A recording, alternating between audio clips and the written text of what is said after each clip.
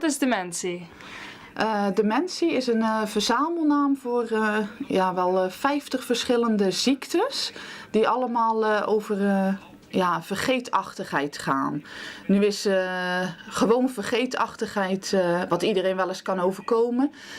Van iets niet meer weten, een naam bijvoorbeeld of zo.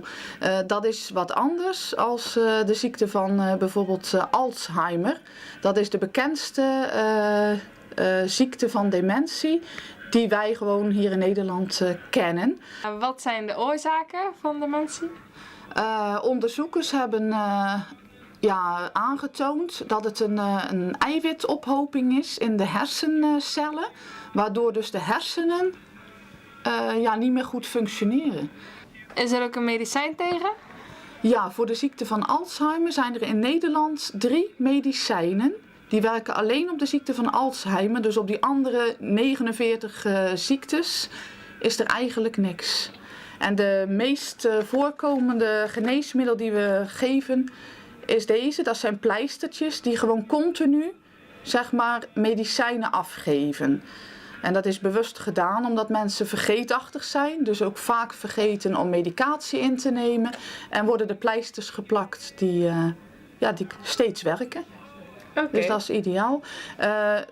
Je kan er niet van genezen. Het helpt alleen maar de symptomen van de ziekte te verminderen. Dus het gaat iets minder snel achteruit, zeg maar.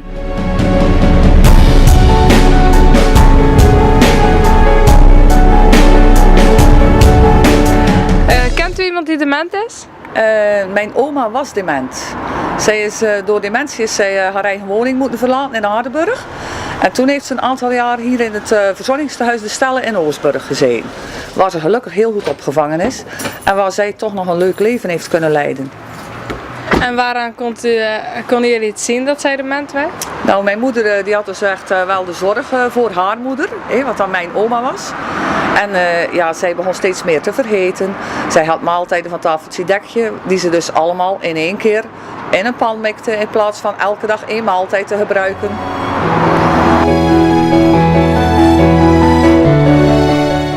Heeft u al eens iemand meegemaakt die dementie had? Ja, dat maak ik vrij regelmatig mee bij ons in de winkel. Ik heb de zorgwinkel in Oostburg. En niet dat de mensen die zelf dementie hebben dan vaak in de winkel komen, maar meestal dan de verzorgenden en dergelijke. En daar proberen wij altijd wel een hele hoop hulpmiddelen voor aan te dragen.